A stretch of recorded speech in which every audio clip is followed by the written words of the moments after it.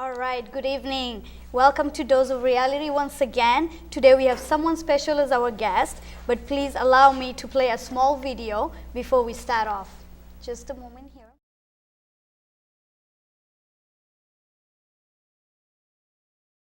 Frey, Doka Magalada of Minneapolis. Eid Mubarak, Eid Salam Alaikum. Magawa Jacob Frey, Doka Magalada of Minneapolis. Eid Mubarak. Hey, welcome back. That's Jacob Frey speaking in Somali and sending greetings, and that was the time of the Eid. Are you ready, Mayor? I'm ready to go. Are you ready to go, Shukri? Yes, I am, definitely. I am really honored and I'm really pleased that you're here with us today. And we're going to be talking about a lot of things that you have done for the community and things that you've made changes and what are the new future for the community as well. Well, I need to tell you that I am honored to be here. You know, Thank we're going to hopefully give everyone a big dose of reality, and Definitely. you and your team are doing such an incredible job. Thank you so much, and we're honored to have you here.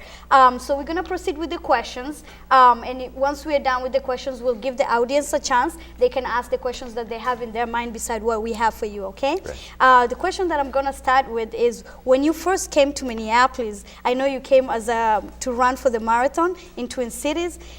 What captured you so much that you fall in love with Minneapolis?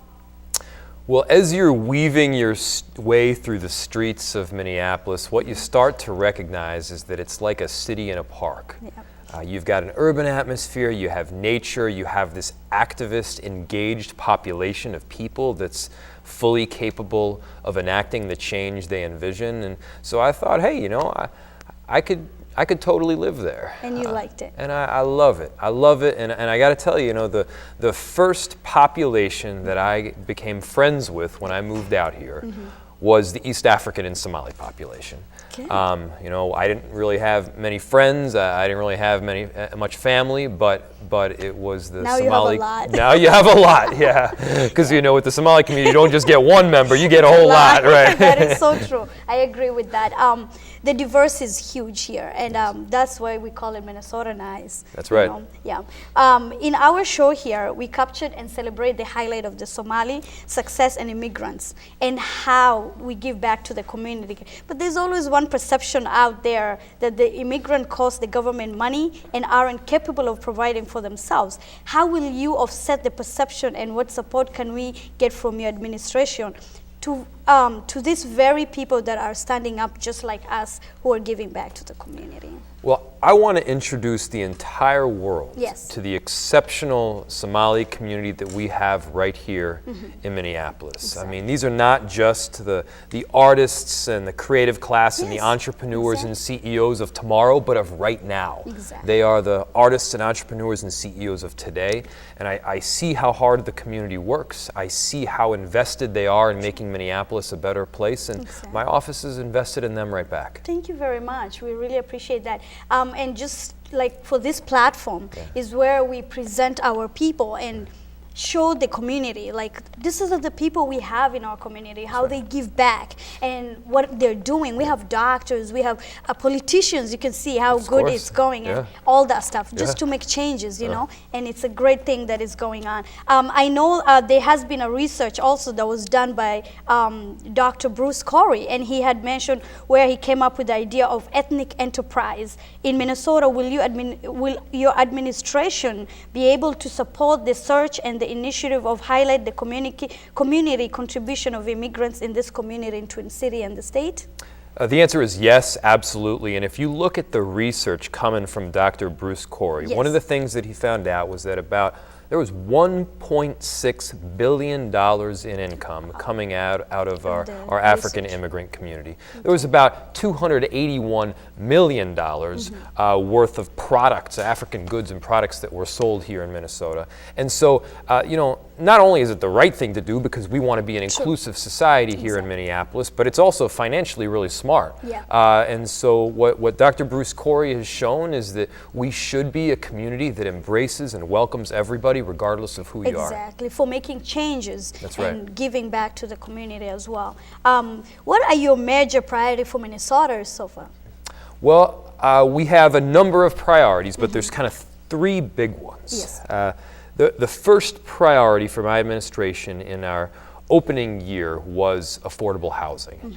Because what we're seeing is that values are going up, rents are rising out of control, Yes. and people are being displaced from some of the neighborhoods that they've made wonderful to begin with. Yes. You know, and I'm a believer in beautifully diverse neighborhoods. You know, Yes. you should be able to live in a neighborhood of your choice. Yes. And when you have 1,000 different backgrounds and mentalities and ethnicities in a neighborhood, when you have 1,000 different backgrounds and ethnicities at the same table, that's when great entrepreneurship gets triggered. That's when great ideas come together. And that's ultimately when our city is really going to rock. And so that's what we're pushing for. Good. Yeah. And that's the first one. The second one is police community relations. Yes. And we're working extensively on that topic. And I think we're making some great progress. Crime is substantially down this year.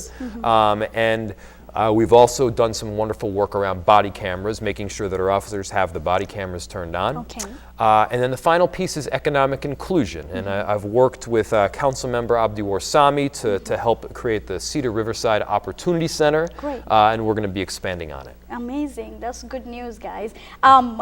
You know, there was a high rate of killings in some communities, and we were just shocked. And like, was there a process going on for that as well, and things like that? Yes, there is a process on it. I'm a believer in the value that a beat officer can bring to community and to help to enhance safety. Yes. You know, I want people to know their officer. I want them to know them by name. True. And as a matter of fact, this Wednesday, Yes. At 6 p.m. over at the Cedar Riverside Yes. Opportunity Center, we're going to be introducing the Somali community to 2 new Somali officers as well as Great. a navigation Yes, individual. that's a very great thing. We should all go there and Yeah. participate. And another thing is that being friends with the police and, you know, communicate with them and, you know, initiating with them, that's a very good thing that we should all do. Yes, it is. It gives us closer to resolving the issues that have been happening, and right. people not to fear to share their thoughts. And like if there's some crime happening or something bad is happening, they're open and That's right. they don't feel like they're going to be held accountable to that. Being friends with the police and the community as well. That's right. Thank you so much for that. We really appreciate Thank that. What new project would you be most interested in working on with the immigrants community? Something different from, you know, that is unique that you think we could. Well, we have a number of initiatives that we're working on right now. You know, I mentioned affordable housing, and there's a number of different affordable housing projects around the city that we're working extensively on. I mentioned the interaction between the police and the community they serve, and the Somali community is really critical to that Yes. endeavor. We've also been working towards getting a Somali mall. An opportunity for entrepreneurs to Yes. sell goods, to do retail and food. And I think, you know, we're making some progress. It's difficult, but I'm going to need the entire community to get behind it as well. Yeah. That's good. Something bigger than just 24 and caramel. That's right. Yep, and That's more right. fancier. Yeah, that'll That's be right. interesting. That's very cool. As a very diverse city that attracted many communities from around the world, they call Mr. Minnesota nice, that is your plan in engaging with every community so that no one is left behind. How would you do that from other communities that you think we should work with them and, you know, get them involved? Well, one of the things we make sure to do is to not just sit in my office and wait for the community to engage in. with me. Yes. You got to engage directly with the community. True. You know, and so it's going on shows like a Dose of Reality. That is true. It's like it's going directly to areas of our city that have traditionally been left out. Yeah. It's about knocking on doors even when you're not asking for votes. That is you know, true. and Yep, it might be beside difficult to knock on every door in the whole city, but you can stage out community events in every corner of Minneapolis, and we're making sure to do exactly that. That is true. The other thing that we feel good, as a matter of fact, from Dose of Reality, we thank you. It's not easy to get someone like you just like that. We thank the people that are working with you from the community, and they're connecting with you, with us, and the younger generation are looking up to people like you, supporting us and saying like, you know what, if you're doing that, we're there for you, we'll participate as well, and not feeling like we're left behind. So we really appreciate the time that you've taken. You've come all the way here on a weekend. You could have done something much better than just being here with me. No. But this is really an honor to have you here, Well, and we're really thankful. Well, I am honored to be here. Thank you, Shukri. Thank you to my staff, Abdi Salah, who Yes. said, you know what, you got to go on Dose of Reality. This is where it's all happening, you know, and Exactly. I'm glad that I trusted him. And you trust me now, and too, I right? trust you now, too, exactly. I wasn't so sure when I first came on, but It's like, could she do this? That's right. Yeah, so guys, if you have any question, you have a chance today to ask the mayor. I got him here. He can answer any questions for you. Anybody? Come on. Any- This is Do you have a public itinerary that's available on the website where we can see where you'll be at some public event or something? we do issue a public calendar that goes out to, I think, several different press sources and media outlets.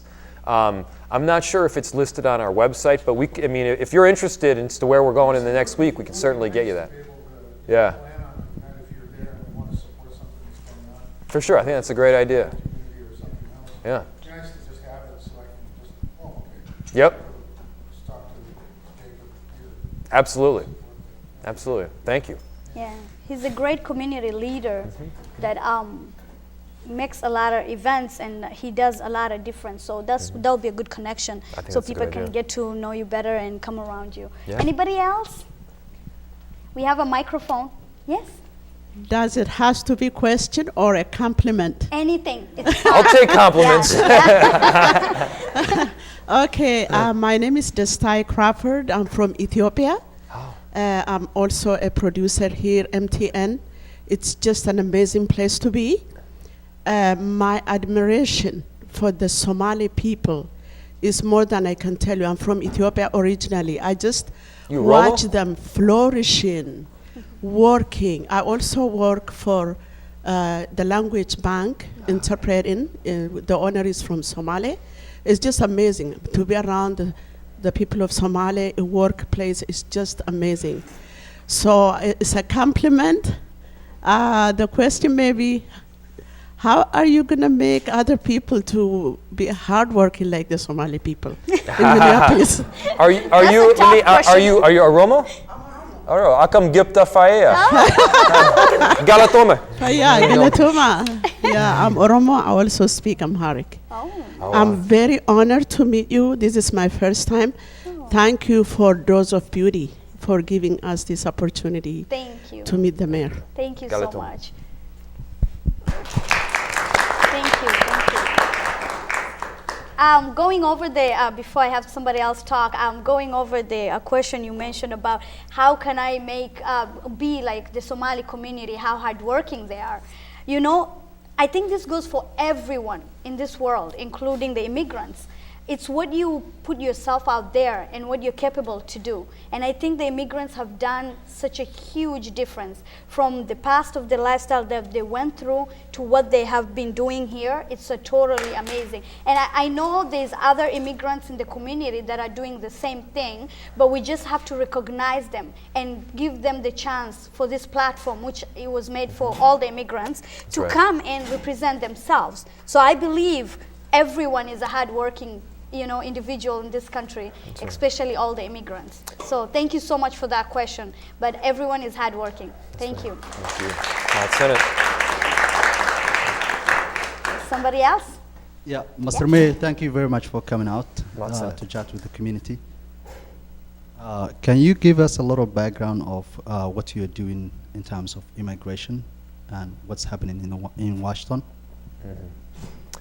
Of course. So the question was, what are we doing in terms of immigration and what's happening in Washington? So first off, regardless of what's happening in Washington, regardless of who the President of the United States is, I want to make sure that Minneapolis is a beacon of inclusivity and opportunity and love, and hopefully an example for the rest of the country to follow. So I begin by saying that, you know what, everyone is welcome here in Minneapolis, and we're going to do our best, not just to say it, but to show it, to act out that reality.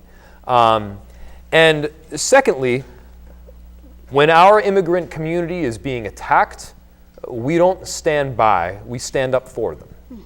I am so proud of the exceptional people that we have here in the city of Minneapolis, and we aren't as good if we aren't united. That's true. And so, there was Dr. Wanyama, for instance. It was being, they were trying to deport him earlier in this year. He was a professor, an English professor at Augsburg University. He's been there for longer than I've been in Minnesota by a long shot.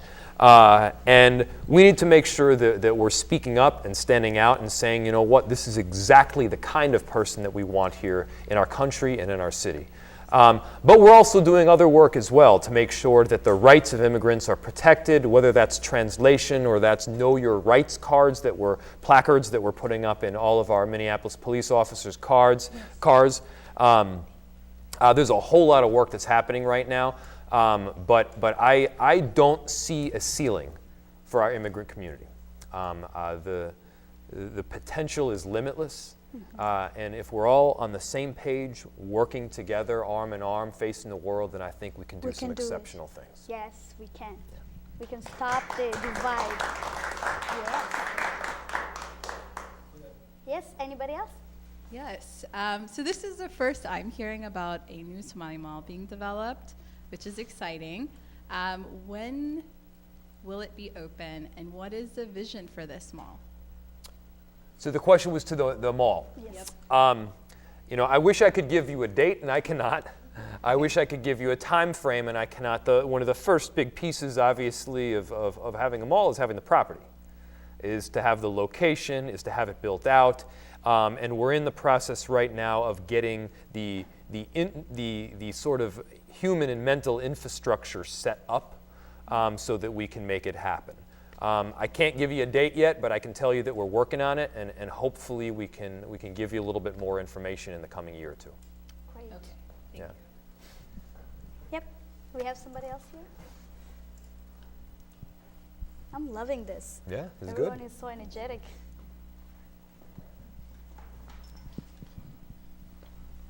Thanks for giving me the chance to talk in front of such big entourage. My question is, what ultimate advice would you give to new arrivals who are striving to sustain their lives in the city? So thank you for the question. We've talked already on this show about the value of hard work, and I don't need to tell any of you that you need to work hard because you already are. But what I believe that there should be a direct correlation between hard work and success. If you're keeping your nose to the grindstone every day, if you're getting up in the morning and you're aspiring to be exceptional and great, then you should be able to get there with hard work.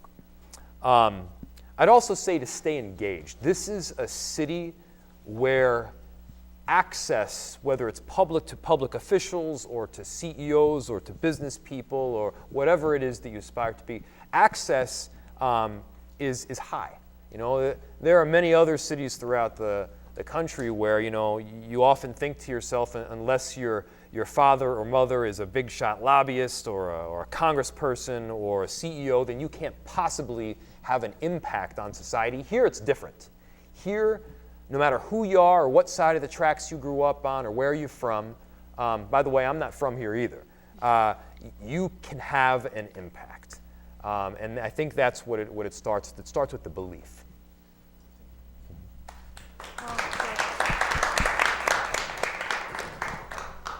All right. Anybody else for the questions?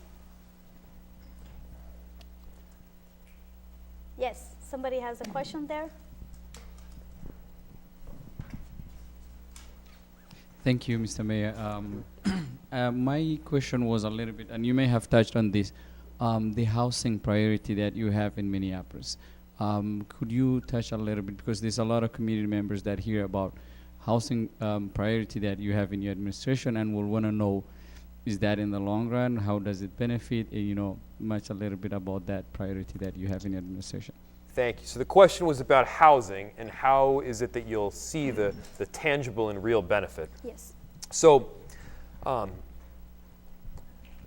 First, our administration started with the mentality that housing is a right, that everybody deserves that safe place to go home to at the end of the night, to rest their head on the pillow and to rejuvenate for the next day. And we know that right now not everybody has that right. And so we invested $40 million, about 3 times the previous record of funding for affordable housing. And it doesn't stop there. We're going to make sure that that investment of affordable housing goes to deeply affordable housing, goes to even housing so that people who are experiencing homelessness have that next rung on the ladder to pull themselves out. We also wanted to focus on young people because students in our schools occupy about 8.5%. So 8.5% of our Minneapolis public school age population is experiencing homelessness, and so we started a program called Stable Homes, Stable Schools to make sure that those children, those young people, have a safe place to go home to and the stability of a home. So there's a number of other initiatives that we're working on, but I can assure you that this is a priority because people can't possibly dream bigger and think about becoming an entrepreneur or success in life if they don't have that home to begin with. That is true. In which we had a huge crisis, That's right. in the city. So That's right. we can see the difference of the new changes that will be coming forward. Anybody else? This has been a very good show. Matter of fact, I guess a lot of people had so much questions, and I'm glad that they've been asking about what new is coming. Thank you. Yeah. Thank you. All right. So, anybody else? Yeah. So, my name is Ayala Hashi, and my question is, I work at St. Paul, but I live in Minneapolis, and I also go to school in Minneapolis. Yep. So, coming back from St. Paul, like around 4:30ish, and my class starts at 5:30. It's pretty bad. Traffic, So, yeah. it's like construction, Right. and like in this 35W in this area is like, I feel like there's always like road building and it never ends. Is there like a time where they have a like time frame where they finish the roads, or is this? Well, I'm sure you've heard the joke before that there are 2 seasons in Minneapolis. One of them is winter and the other one is construction. And there is a degree of truth to that.